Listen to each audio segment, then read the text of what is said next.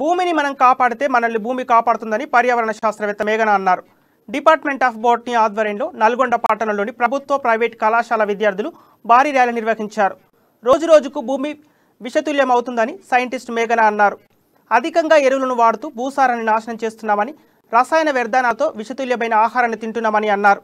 ప్రజలు ఇప్పటికైనా అర్థం చేసుకుని భూమిని కాపాడాలని వారు కోరారు.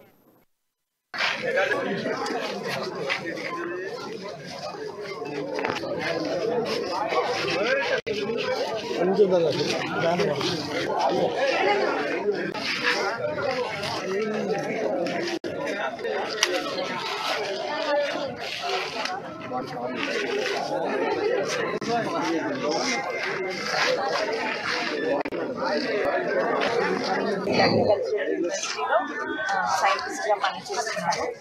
ఈరోజు వరల్డ్ సాయిల్ డే ప్రపంచ మొత్తం దినోత్సవం సందర్భంగా ఈషా ఫౌండేషన్ వారు నిర్వహిస్తున్నటువంటి సేవ్ సాయిల్